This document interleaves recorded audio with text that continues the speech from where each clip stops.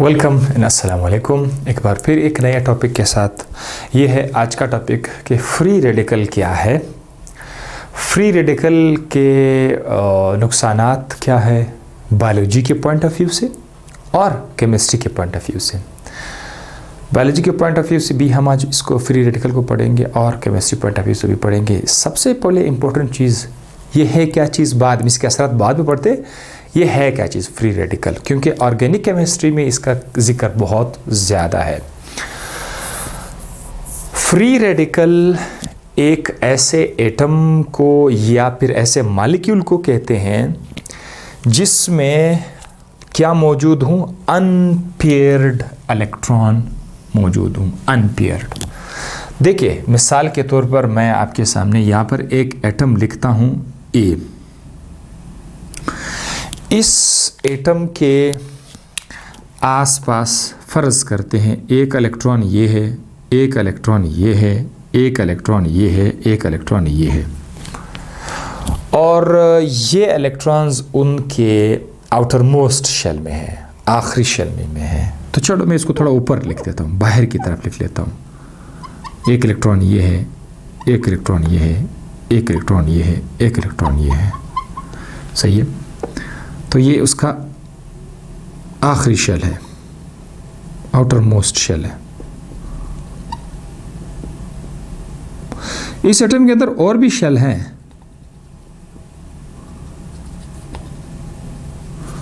उनके अंदर भी इलेक्ट्रॉन्स हैं, लेकिन हम उसको लिफ्ट नहीं देंगे।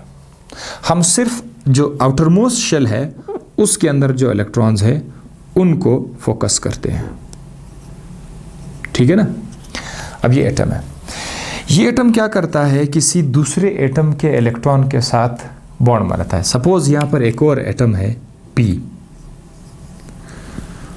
उस बी के साथ अपना एक इलेक्ट्रॉन है, और यहां पर एक और एटम है बी, उसके पास भी अपना इलेक्ट्रॉन है। यहाँ पर एक और एटम है बी, उसके पास भी एक इलेक्ट्रॉन है, और यहाँ पर भी एक एटम है बी, उसके पास भी एक इलेक्ट्रॉन है। अब क्या होगा, ये जो एटम बी है इसके इलेक्ट्रॉन और ये वाले जो इलेक्ट्रॉन ये आपस में जुड़ जाएंगे, पेयर बनाएंगे। क्या बनाएंगे? पेयर। ये पेयर हो जाएगा। इसी तरह ये वाले जो एटम है, इलेक्ट्रॉन सॉरी, ये भी आपस में क्या हो जाएंगे, पेयर हो जाएंगे, और ये इलेक्ट्रॉन भी आपस में क्या हो जाए, पेयर हो जाएंगे। ये इलेक्ट्रॉन भी आपस में क्या हो जाएंगे, पेयर्ड हो जाएंगे। तो अब ये एक एटम है, इसको मैं अब आपके लिए इस तरह लिखूंगा आसानी के लिए। ये है ये इलेक्ट्रॉन का एक जोड़ा हुआ, ये इलेक्ट्रॉन का दूसरा जोड़ा हुआ, ये इलेक्ट्रॉन का तीसरा जोड़ा हुआ, और ये इलेक्ट्रॉन का चौथा जोड़ा हुआ। ठीक है। अब ये वही एटम है, इसने बॉन्ड बनाया हुआ है।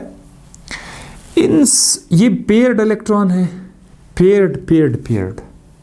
इन चार के चार जोड़ों में से कम कोई एक जोड़ा अगर अनपेयर्ड हो जाए, यानी इसमें से किसी एक जोड़े का इलेक्ट्रॉन वो चला जाए, तो ये अनपेयर्ड रह जाएगा। इसको हम क्या कहते हैं, अनपेयर्ड इलेक्ट्रॉन। Unpaired electron. इस अनपेयर्ड इलेक्ट्रॉन की वजह से ये सारा का सारा जो एटम था, इसको अब हम बोलेंगे बदमाश एटम, बदमाश मॉलिक्यूल। तो ये है आपका फ्री रेडिकल। क्या है? ये है आपका फ्री रेडिकल। बदमाश मैं इसको इसलिए कहता हूँ कि इसको बहुत बड़ा गुस्सा आया हुआ है, इसके पास अब ये एक सिंगल इलेक्ट्रॉन है। इस तरह का एटम आसपास में देखेगा, जो भी कोई दूसरा एटम हो, बी सी डी, तो ये उनके साथ रिएक्ट करेगा।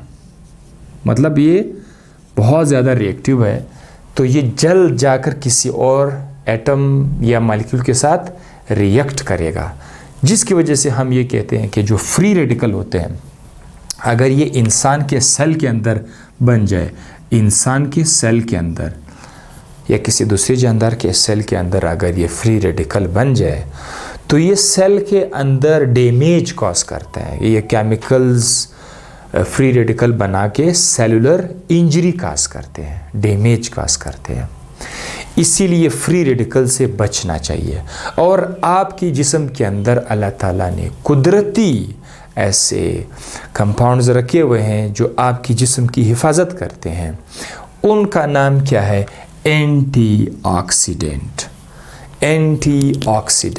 एंटीऑक्सीडेंट जो आपके जिस्म में है या आप अपने माहौल से लेते हैं, जैसे कि कुछ विटामिन्स है, वो एंटीऑक्सीडेंट का रोल अदा करते हैं। जैसे कि विटामिन सी है, वो आपकी जिस्म को प्रोटेक्ट करेंगे। तो ये फ्री रेडिकल का बायोलॉजी पार्ट भी आपको मैंने थोड़ा बहुत समझा दिया, और हाईली रिएक्टिव भी मैंने आपको समझा दिया। इसके अलावा ये बनता कैसे है, फ्री रेडिकल कैसे बनता है? देखिए, इसकी वजूहात दो हो सकती। एक है होमोलाइटिक बॉन्ड फ्यूजन और दूसरा है रिडक्शन।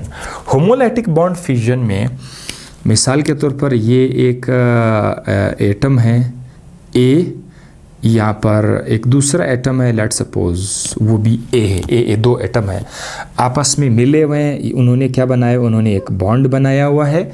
आपको पता है कि जब बॉन्ड हो तो उस बॉन्ड में दरअसल कितने इलेक्ट्रॉन्स होते हैं? 2 इलेक्ट्रॉन्स होते हैं। सो ये 1 इलेक्ट्रॉन है, ये 2 इलेक्ट्रॉन है। होमोलाइटिक बॉन्ड फ्यूजन में क्या होता है कि ये जो 2 इलेक्ट्रॉन्स हैं, ये इस तरह से ये बॉन्ड इस तरह से टूट जाता है कि इलेक्ट्रॉन का जोड़े में से एक इलेक्ट्रॉन इसके पास आ जाता है और ये इलेक्ट्रॉन इसके पास आ जाता है। तो आप देखिए, ये जो एटम है इसके पास सिंगल इलेक्ट्रॉन, अनपेयर्ड इलेक्ट्रॉन आ गए, ये भी फ्री रेडिकल है और ये भी फ्री रेडिकल है। ये एक तरीका हुआ। इसके अलावा रिडक्शन से भी बन सकता है। रिडक्शन में ये है कि एक एटम के पास जो है कोई इलेक्ट्रॉन आ जाए, ये रिड्यूस हो जाए, मतलब बाहर से, अब इसके पास था नहीं लेकिन अब ये आ जाए। This is also called reduction. तो रिडक्शन से भी फ्री रेडिकल्स बन जाते हैं। अच्छा, इसके अलावा ये अपना इफ़ेक्ट ख़त्म कर भी सकते हैं फ्री रेडिकल? जी हाँ, बिल्कुल ऐसा पॉसिबल है। अगर एक फ्री रेडिकल दूसरे फ्री रेडिकल के पास आ जाए और देखिए कि भाई मेरे पास भी फ्री इलेक्ट्रॉन है, आपके पास भी है, तो ये दोनों आपस में जो है ज्वाइन कर सकते हैं। ये जो अपना जो सिंगल इलेक्ट्रॉन है उसको शेयर कर सकते हैं ताकि दोबारा से पेयर्ड हो जाए। तो ये मुमकिन है कि एक फ्री रेडिकल दूसरे फ्री रेडिकल के साथ मिल जाए और उनका जो जहरीला असर है वो ख़त्म हो जाए। ये भी मुमकिन है। केमिस्ट्री में हम एक रिएक्शन पढ़ेंगे हैलोजिनेशन का, फोटोलाइटिक जो रिएक्शंस है, जो फोटो लाइट की मदद से हो रहा होता है, उसमें हम जाकर इसको पढ़ेंगे कि इसका और मज़ीद क्या मैकेनिज़्म। तो ये था वो फ्री रेडिकल के बनने की वजूहात, कैसे बनते हैं और इसके क्या इफ़ेक्ट होते हैं। केमिस्ट्री में ये आपका बहुत काम आएगा इंशाल्लाह। नेक्स्ट वीडियो में, नेक्स्ट टॉपिक में आपसे फिर डिस्कस करेंगे किसी दूसरे टॉपिक पर। तब तक के लिए अपना ख्याल रखिएगा। अल्लाह हाफिज़।